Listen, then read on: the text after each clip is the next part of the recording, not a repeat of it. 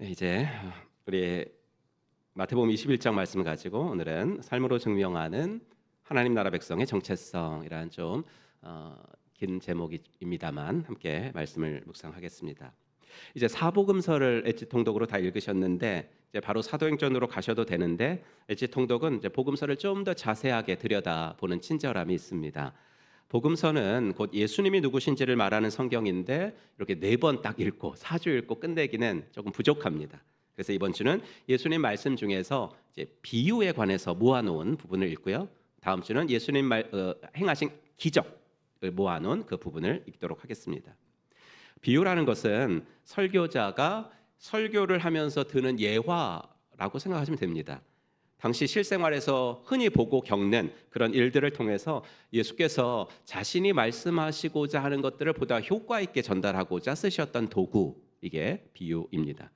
오늘 마태복음 21장과 22장 연속적으로 나오는 3가지 비유를 통해서 어떤 사람이 하나님 나라에 합당한 삶인가 사람인가라는 부분에 대해서 함께 묵상하겠습니다. 예수님의 행보가 이제 십자가를 향하여 점점 가까이 가십니다. 19장 1절, 예수께서 이 말씀을 마치시고 갈릴리를 떠나 요단강 건너 유대 지경에 이르시니, 이제 이스라엘의 종교 지도자들이 있는 곳, 성전 권력자들이 있는 곳, 이 사람들이 이제 예수님 죽인 사람들이거든요. 그들이 있는 유대 예루살렘으로 가십니다. 그곳으로 갈수록 예수님은 자신이 누군지 자신의 정체를 분명하게 드러내십니다. 그럼 복음서에 보면 좀 이상한 부분들이 있는데요. 뭐냐면 하나가 예수님이 병자를 고쳐주시고 이런 말을 하실 때가 있어요. 어디 가서 말하지 마. 내가 고쳐주었다고 말하지 마. 이상하잖아요. 아니 예수님이 고쳐주셨다고 막 자랑을 하고 전도를 해도 시원찮을 판에 왜 그러셨을까? 그 이유는 사람들이 예수님이 누구신지, 예수님이 왜 오셨는지를 오해할까 봐서 그런 거예요. 예수님을 그저 병 고쳐주시는 신기한 능력을 가진 능력자 정도로 오해할까 봐. 그래서 예수님이 이렇게 말씀하시는 것은 주로 예수님 사역 초기 때 그래요. 후기 쪽으로 가면 이런 말을 안 하십니다. 초기에 사람들이 예수님이나 예수님이 하시는 일들을 오해하면 안 되겠기에 이제 그렇게 자신의 정체를 비밀에 붙이신 겁니다. 하지만 예수님이 십자가를 지실 날이 다가올수록 예수님은 자신이 누구고 왜 오셨는지를 분명하게 말씀하셨죠. 그러니까 당연히 예수님을 대적하는 세력들도 가만히 있지 않았겠죠. 더 그들도 세력을 모으고 결집되기 시작을 했어요. 그러면서 종교 당국자들과 예수님의 대립과 긴장이 최고조에 달했습니다. 오늘 본문이 시작되는 21장 그 첫 단락의 표제어가 뭐냐면 예루살렘에 들어가시다 이거거든요. 그러니까 소위 말하는 종려주일이에요. 그러니까 예수님이 금요일 날 돌아가셨으니까 그 닷새 전주일 말하거든요. 그러니까 얼마나 긴장되고 분위기도 살벌하고 그랬겠어요.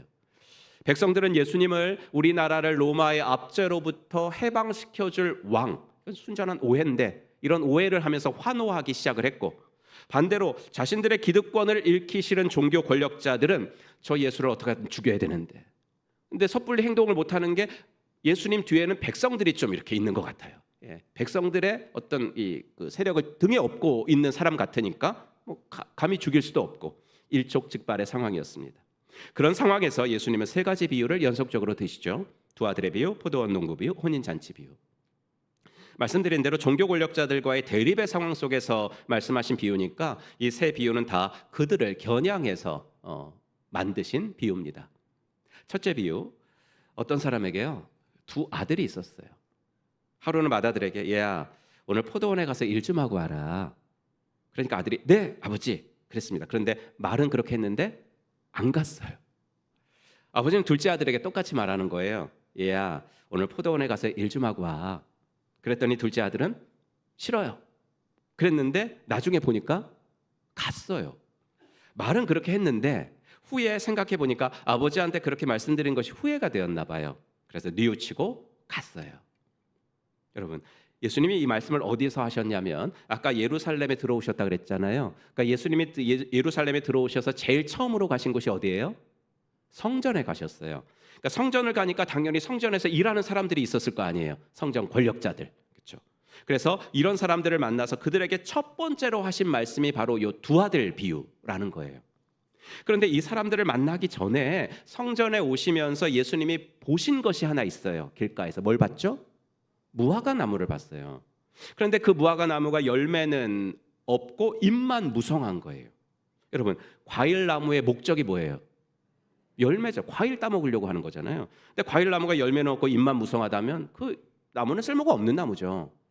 예수님은 이 무화과 나무 같은 사람들이 너희 종교 권력자들이다 라고 말하고 싶으셨던 거예요.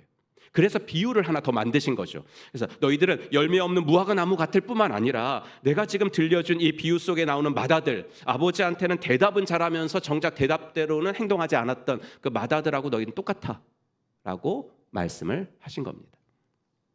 여러분 어때요? 성경 말씀이 너무 쉽죠? 이러면 성경 공부를 안 해도 될 것 같죠? 너무 쉬워가지고. 근데 사실 예수님의 말씀이 다 쉬워요, 여러분. 예수님은 쉽게 말씀하셨는데 그걸 해석하는 인간들이 어렵게 만든 것 같아요, 나는. 예수님은 이 비유를 말씀하시고는 물으시죠. 그 둘 중에 누가 아버지의 뜻대로 했니? 이건 정말 유치원 애들한테도 물어봐도 대답을 할 거 아닙니까? 그래서 종교 권력자들도 31절 이르되 둘째 아들이에요, 이렇게 얘기를 했죠. 너무 쉬운 질문이라 대답도 너무 쉽게 했지만 그 뒤로 이어지는 예수님의 선언은 정말 메가톤급 폭탄과도 같았습니다. 그게 31절입니다. 같이 읽을까요? 시작. 예수께서 그들에게 이르시되 내가 진실로 너희에게 이르노니 세리들과 창녀들이 너희보다 먼저 하나님의 나라에 들어가리라. 와, 이건 완전히 망치로 머리를 한 대 얻어맞은 것 같은 거예요. 뭐 서로 그랬겠지 않아요? 야, 우리가 대답을 어떻게 한 거지? 대답을 어떻게 한 거야? 서로 놀란 눈으로 쳐다보겠죠. 하나님의 나라는 누가 들어가요, 여러분? 하나님의 아버지의 뜻을 행하는 사람이 들어갈 거 아니에요. 그런데 그들이 자기들 입으로 아버지의 뜻을 행한 사람은 둘째입니다 라고 했으니 이건 자기들 무덤을 자기 스스로 판 거죠. 예수님 말씀하시기를 비유 속 둘째 아들은 바로 너희들이 그렇게 무시하고 비난하는 세리와 창기들이니까 그들이 먼저 하나님 나라에 들어가겠네. 그럼 이렇게 하신 겁니다. 여러분, 비유를 만든 사람은, 이야기를 만든 사람은요, 그 비유에서 나오는 등장 인물들이 다 누구를 가리키는지 이걸 만들고 그걸 자기가 정하고 이야기를 만들겠죠. 예수님은 자신이 만드신 그 비유에서 첫째 아들은 종교 권력자들이고 둘째 아들은 세리와 창기, 이렇게 딱 정하고 이야기를 만드신 거예요. 첫째 아들이 어떻게 했어요? 아버지한테 말만 잘하고 정작 일하러는 안 갔잖아요. 대답만 잘했지 아버지의 뜻에는 전혀 관심이 없었잖아요. 무시했잖아요. 지금 너희들 종교 권력자들이 그렇다라는 것을 말하시려고 이런 비유를 만드신 거예요.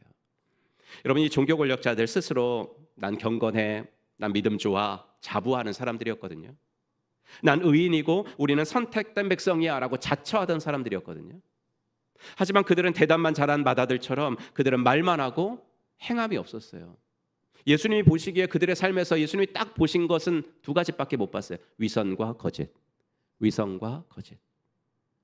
대제사장이었고 성전 권력자들이었으니 율법에 대해서 들은 것도 많고 아는 것도 많았겠죠. 근데 이게 도리어 문제가 됐다고요. 이게 들은 것은 많고 아는 것은 많은데 그대로 살려고는 하지 않았던 것이 그들의 치명적인 문제가 됐어요. 이건요, 현대 크리스찬들에게도 적용이 돼요. 교회 생활 오래 하신 분들, 그래서 말씀을 참 많이 알고 말씀을 참 많이 듣고 아시는 분들, 저 같은 사람도 포함돼요. 이런 사람들이 빠질 수 있는 함정이 뭐냐면요, 많이 알고 많이 들었기 때문에 내가 하고 있다고 생각하는 거예요. 그렇죠? 교회 오면 사랑하라는 말을 너무 많이 들어요. 그래서 너무 많이 들었기 때문에 내가 사랑하는 줄 알아요. 교회 오면 용서하라는 말을 너무 많이 들어가지고 내가 용서한 줄 알아요. 근데 어느 순간 나를 솔직하게 들여다보면 사랑하지 않고 있거든. 내가 나를 솔직하게 들여다보니까 누군가를 용서하지 않고 있더라고요. 오히려 그 들은 말씀이 잣대가 되더라고요. 그래서 이렇게 말씀은 이건데 넌 왜 그렇게 안 해? 평가하고 비난하고 정죄를 하고 있더라고. 여러분, 그런 믿음은 구원 얻을 믿음이 아니에요. 물론 열매가 있어야지 구원받는 건 아니에요. 하지만 참된 믿음이라면 열매와 변화가 따라오게 돼 있어요. 물론 정도의 차이가 있고 시간의 차이가 있을 뿐이지 참된 믿음이라면 열매도 있고 변화도 있게 마련이에요. 그 열매와 변화가 뭐냐면 두 아들의 비유에서 순종이라는 거예요. 순종. 말씀을 먼저 들었다, 많이 들었다 이게 중요한 것이 아니라 그 말씀을 듣고 둘째 아들처럼 첫째 뉘우치고 두 번째는 행하는 것, 뉘우치고 행하는 것, 이것이 중요하다는 거죠. 사랑하는 성도 여러분, 우리 믿음의 모델을, 여러분들의 믿음의 모델을 둘째 아들로 하시기를 주의 이름으로 축원합니다. 일단 말씀이 내 마음에 들려오면 둘째 아들처럼 뉘우쳐야 됩니다. 뉘우친다는 말은 뭐냐면 내 모습 그대로를 인정한다는 거겠죠. 잘못했다고 말하는 거예요. 하나님이 너 잘못이야 그러면 네 잘못했어요 라고 회개하는 거. 그러면 하나님은 받아주시는 줄로 믿습니다. 우리 죄를 기억조차 아니하신다 그랬잖아요. 근데 우리 성도님들은 여기까지는 되게 잘하세요. 회개, 잘못했어요 이런 거 되게 잘하시는데 그런 다음에는 어떻게 해야 돼요? 둘째 아들처럼 가야죠. 둘째 아들이 뉘우치고 갔잖아요. 아버지가 하라고 하시는 것을 그때는 싫다고 안 했지만 잘못했네 뉘우치고 갔잖아요. 이거 참된 믿음, 구원 얻는 믿음은 많이 아는 것이 아니라 뉘우치고 회개하는 것, 회개와 순종이다라는 것 꼭 기억하시고 둘째 아들의 삶을 본받으시기를 주님의 이름으로 축원합니다. 예수님은 이 비유 가지고는 안 될 것 같으셨나 봐요. 두 번째 비유를 드시는데 포도원 주인이 포도원을 잘 만든 후에 이제 농부들 있잖아요. 그 소작농들에게 맡기고 자기는 여행을 갔어요. 포도 열매 날 때가 돼서 자기 종 셋을 보냈죠. 나한테 바칠 열매, 그다음에 너희들도 수고했으니까 너희들이 먹을 열매, 이렇게 해서 셈을 하자 보냈겠죠. 그런데 이 농부들이 얼마나 악한지 주인이 보낸 이 세 명을요, 한 명은 때리고 한 명은 돌로 치고 한 명은 죽였어요. 아니 주인이 안 왔다고 이러면 안 되죠. 주인이 직접 안 왔다고. 주인은 아니지만 이 종들은 주인이 보낸 대리인인데 대리인을 이렇게 하면 안 되죠. 이 소식을 들은 주인이 얼마나 기가 막히겠어요. 그래서 다음번에는 3명이 아니라 종들을 더 많이 보냈어요. 근데 이 농부들이 더 단합이 돼가지고 주인이 두 번째로 보낸 종들도 때리고 죽이고 그랬어요. 주인은 생각했죠. 이 농부들이 정말 악하네. 내가 종들을 보내니까 그런가? 종들을 보내니까 이렇게 무시하나? 그럼 내 아들을 보내자. 우리 사회에서 아들은 곧 아버지랑 동등하다고 생각하니까 이건 유대 사회의 그 사회예요. 유대 사회는 아버지랑 아들은 동등한 자격이고 권위였어요. 그러니까 내 아들을 보내면 말을 듣겠지 얘네들이 하고 아들을 보냅니다. 그런데 농부들은 그 아들이 오는 것을 보고서 뭐라고 말하냐면 38절 이 사람은 상속자다. 그를 죽이고 그의 유산을 우리가 차지하자. 오히려 잘 됐다는 거죠. 저 사람은 아들이니까 그냥 이때 죽이자. 그러면 저 사람들의 유산 우리가 갈취하면 되잖아. 그렇게 생각을 한 겁니다. 그리고 자기들을 만나러 온 아들을 죽였어요. 예수님 여기까지 말씀하시고요. 종교 권력자들에게 또 물으세요. 야, 아들까지 죽였으면 이제는 포도원 주인이 오지 않겠니? 그럼 주인이 올 때 그 농부들을 주인이 어떻게 할 것 같아? 물었죠. 그랬더니 그들이 뭐라고 대답하는지 이것도 한번 같이만 읽어볼게요. 시작. 그들이 예수께 말하였다. 그 악한 자들을 가차없이 죽이고 제때에 소출을 바칠 다른 농부들에게 포도원을 맡길 것입니다. 이 대답도 자기들 무덤을 스스로 판 것입니다. 예수님은 잘 말했구나. 역시 너희들 대답은 진짜 잘한다야. 그러면서 어떻게 말씀하시냐면 그러므로 나는 너희에게 말한다. 하나님께서는 너희에게서 하나님의 나라를 빼앗아서 그 나라의 열매를 맺는 민족에게 주실 것이다. 그러니까 그럼 이 비유도 말이죠. 이 비유를 만드실 때 예수님이 다 계획하고 만드신 거거든요. 그래서 여기에 나오는 그 악한 농부들은 종교 권력자들, 그죠? 주인은요 하나님, 포도원은 이스라엘. 그리고 주인이 계속해서 보냈는데 농부들이 계속 죽인 그 사람들은 누구? 종들은 누구? 예언자들. 예수님 예레미야나 이사야나 이런 예언자들. 그렇죠? 여러분, 주인이 자기 종들이 그렇게 거절과 모욕을 농부들에게 당했다는 소식을 듣고 주인이 당장 왔어요, 안 왔어요? 안 왔잖아요.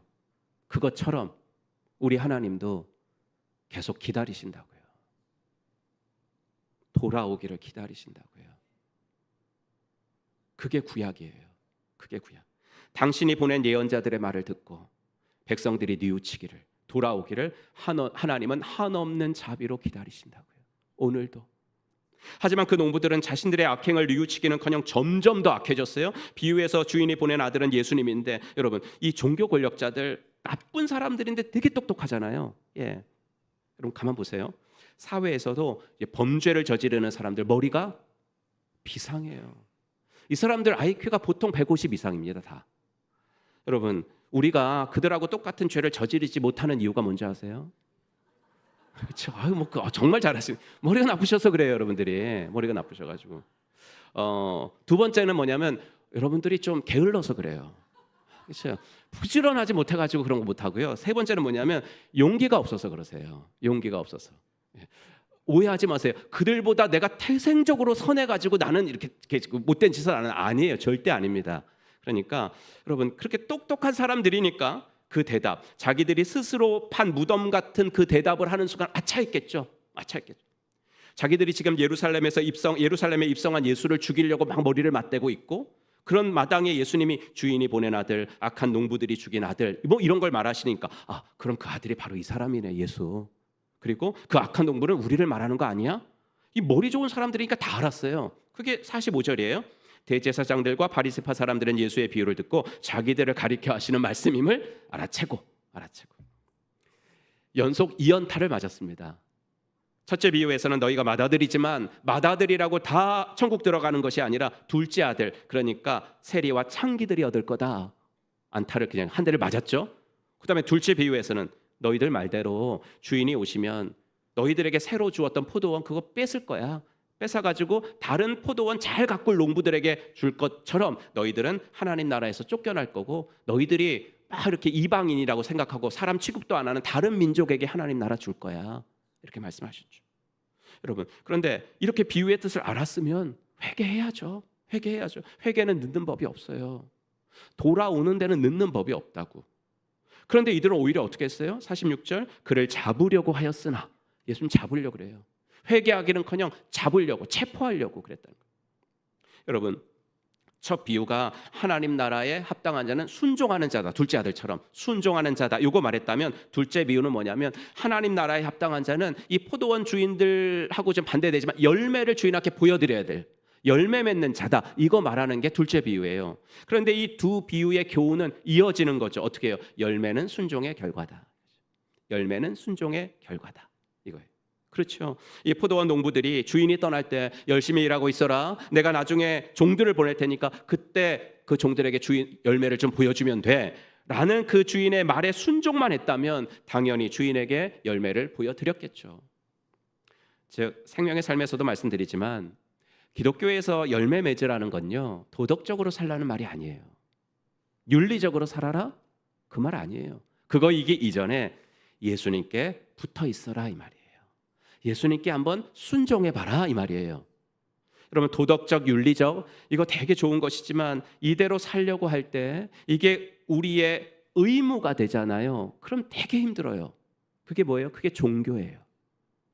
종교는 우리가 뭘 이루어야 한다는 의무, 즉 듀티를 주는 거예요. 하지만 더 중요한 것은 그것 이전에 예수님과 함께 한번 붙어 살아보려고 노력하는 거예요. 여러분, 이 포도원 주인이요, 얼마나 좋은 사람이에요. 자기가 포도원 다 만들고 산울타리로 두르고 즙자는 틀도 구비해 두고 혹시 대적들이 공격해 올까 봐 망대도 만들고 모든 것 다 자기가 준비해 줬어요. 그리고 결정적으로 농부들을 믿고 맡겼어요. 결정적인 거예요. 이건 타국으로 갔잖아요. 여러분, 열심히 하려고 맘먹었는데 자꾸만 윗사람이 와서 간섭을 하면 어때요? 더 하기 싫잖아요. 예. 저도 어저께 분명히 내가 저녁 먹을 때 저녁 먹고 나서 설거지 하려고 마음 먹었었거든요. 그런데 갑자기 이렇게 오더니 한 100만 년 만에 한번 해보시지 그래요. 100만 년 만에 한번 설거지를 한번 오늘 내가 100만 년 만에 정말 해보려고 했거든요. 그랬는데 그거 안 했으면 내가 기쁘게 하려고 그랬었는데 그 말 하는 바람에 기쁘게는 안 하고 원망 섞인 행동을 했죠.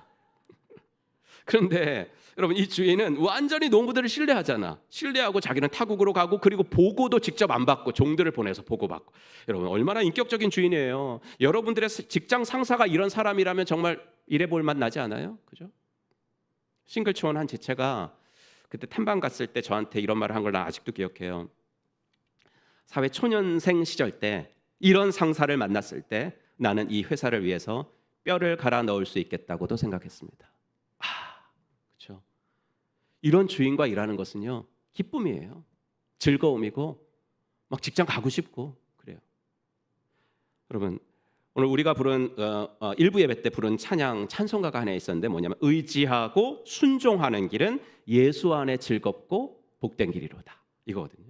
열매 맺는 것, 정말 성도의 삶에 필수적인 건데 그게 내 힘으로 하려는 듀티가 되잖아요. 그럼 종교가 돼버려요.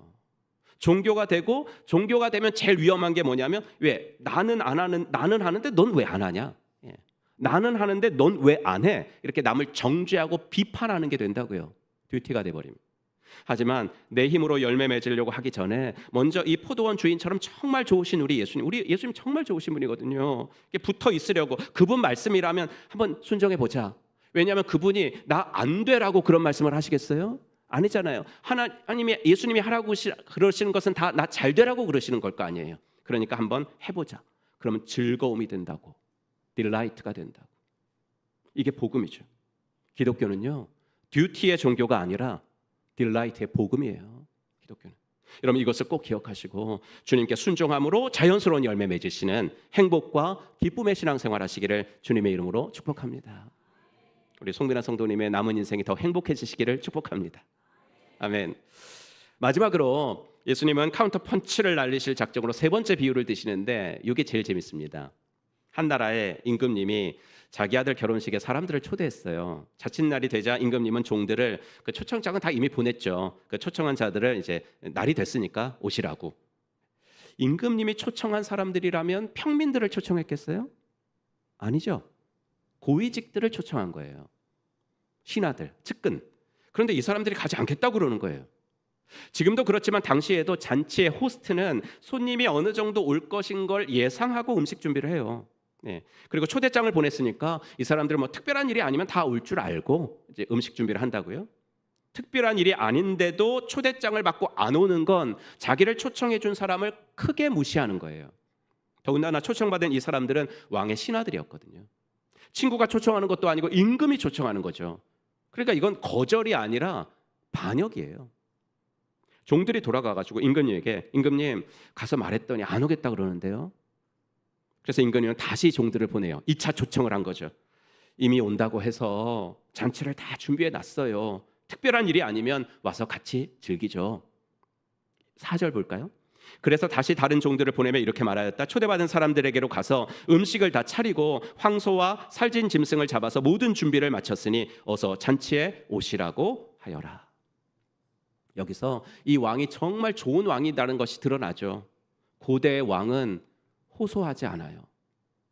왕이 왜 호소를 해요? 왕은 부탁 같은 거 안 하는 거예요. 왕은 명령만 하는 사람이지. 여러분 지금도요, 누구한테 그 한우 대접하면 잘 대접하는 거죠. 저기 황소가 나와가지고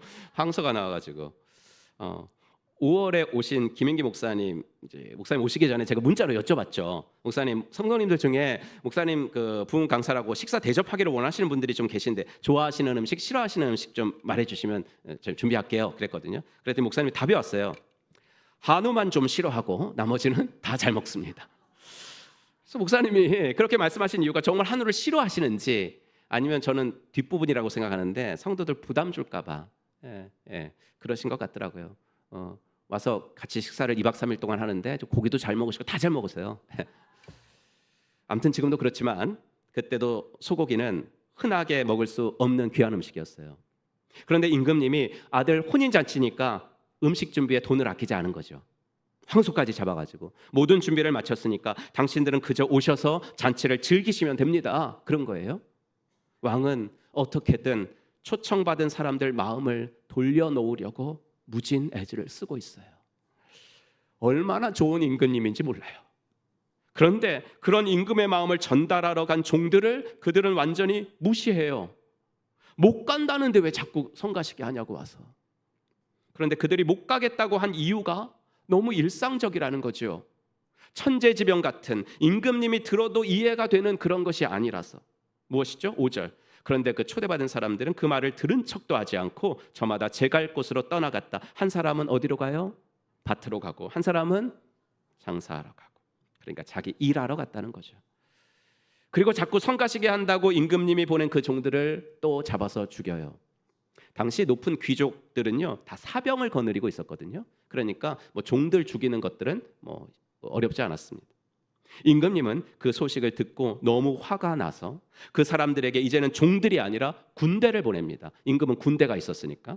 그래서 그 살인한 사람들을 죽이고 동네까지 다 불살랐습니다. 그리고 종들에게 다시 말하는 거예요. 야, 잔치는 이렇게 다 준비됐는데 이제 올 사람이 없다. 그러니까 길거리에 나가서 만나는 사람들이면 누구든지 다 데려와라. 이런 거예요.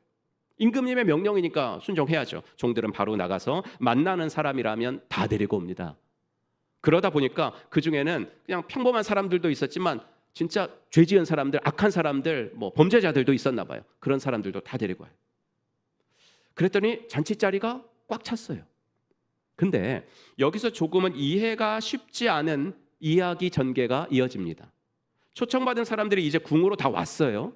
오고 이제 잔치가 준비되어 있는 파티장으로만 들어가면 돼. 이제 대기실 같은 데 있는 거예요. 근데 그때 대기실에 임금님이 온 거예요. 지금도요, 우리가 어떤 예식에 참여하려면 예복을 입고 가죠. 그러니까 뭐 결혼식에 가려고 해도 좀 신경 써서 입고 가고, 장례식에 갈 때는, 저도 오늘 바로 장례식을 가야 되기 때문에 까만 양복을 입었거든요. 예식에는 그에 합당한 옷을 입어야 되는 거예요. 그래서 임금님도 대기실에 가본 거죠. 다들 예복을 입었나? 예복 입었나? 근데 여기서 질문이 나올 수가 있죠. 뭐냐면, 아니 길거리에서 금방 데리고 왔다면서 예복을 입을 새가 어디 있어? 예복을. 그런 시간도 주지 않고 예복 입었는지 안 입었는지 체크하면 안 되지 않나? 뭐 이런 질문이 나올 수가 있습니다. 하지만 여기서 우리들은 비유라는 장르의 특성을 알아야 돼요. 비유라는 장르의 특성이 하나 있는데 뭐냐면 그 이야기를, 그 비유 이야기를 통해서 전하려는 한 가지에만 초점을 맞추는 거예요. 그래서 그 한 가지가 잘 드러난다면 나머지 것들은 좀 합리적이어도 괜찮아요. 나머지 것들은 논리가 비약되어도 뭐 별 문제 삼지 않아요. 이게 비유라는 장르가 가진 특성이에요. 그럼 여기서 예수님이 비유에 등장하신 예복이라는 게 도대체 뭘까 이거죠. 임금님이 그 방에 들어와 가지고 야, 저기 예복 입지 않은 사람 있으니까 쫓아내 라고 하실 만큼 중요했던 그 예복, 그게 뭘까 이거죠. 너무 뜬금없이 나온 소재이기 때문에 그 예복으로 예수님이 뭘 말씀하셨는지를 파악하기는 상당히 어렵습니다. 근데 힌트는 있어요. 뭐냐면 이 세 비유가 연속적으로 기록이 되어 있고 이 세 비유 모두 다 종교 권력자들을 향해서 만드신 비유라는 것을 염두에 둔다면 이 예복은 종교 권력자들에게는 없던 거, 종교 권력자들이 입지 못했던 거, 그걸 상징한 것일 수 있는데 그것이 뭐예요? 삶의 열매예요. 삶의 열매. 초청을 받은 사람들은 많았습니다. 궁에 가득하도록 왔어요. 하지만 다 잔치자리에 들어가는 것은 아니었습니다. 예복을 안 입었으면, 즉 삶의 열매가 없으면 하나님 나라에 합당하지 않다 이것입니다. 그렇다고 해서 행위로 구원 얻는다는 것은 아닙니다. 요즘 계속 세례식이 있어서 저한테 계속 듣는 말씀이 무엇입니까? 구원은 행함으로 받는 것이 아닙니다 이겁니다. 요즘 신앙생활 잘 하시고 크리스찬답게 사십니다. 그러니 세례 드리겠어요. 그런 게 아니고 이제부터 크리스찬으로 살아보겠습니다 라고 결심하시는 분들에게 드리는 것이 세례입니다. 예수님은 그렇게 믿는 겁니다. 예수님은 그렇게 믿기 시작하는 겁니다. 신앙생활은 그렇게 시작하는 거예요. 하지만 믿기 시작하면 조금씩 내 생각이 변합니다. 내 태도가 변하고 내 행동이 변하고, 그래서 변하는 그 사람의 그런 모습을 보고 저 사람이 구원받은 게 맞구나. 그렇죠? 그 사람이 받은 구원이 확실하게 증명이 된다는 이야기입니다. 그러니 여러분, 구원은 입으로 고백해서 받지만 그 구원 이후에 우리가 예수님을 닮으며 변해가려고 노력하는 것은 너무나도 중요합니다. 하나님의 말씀과 내가 혹 동떨어져 있는 것이 느껴진다면 곧바로 뉘우치고 순종하고, 뉘우치고 순종하고. 둘째, 종교적인 의무감이 아니라 예수님과 붙어 사는 기쁨을 좀 누리고. 셋째, 그래서 내가 하나님의 자녀임이 내 삶의 열매로 드러나는 것. 이게 건강한 신앙 생활이라는 겁니다. 한 믿음의 선배가 한 말을 들려드리면서 설교를 마치겠습니다. 하나님은 우리의 있는 모습 그대로를 받아주시지만 우리가 있는 모습 그대로 살기를 원치는 않으신다. 하나님은 우리의 있는 모습 그대로를 받아주시지만 우리가 있는 모습 그대로 살기를 원치는 않으신다. 바라기는 오늘 이 세 가지 비유를 통해서 하나님의 자녀들의 삶은, 인생은 우리들의 삶으로 증명하는 거다라는 것 꼭 기억하시고 또 일주일 하나님 아버지 앞에서 승리하며 사시기를 주님의 이름으로 축원합니다.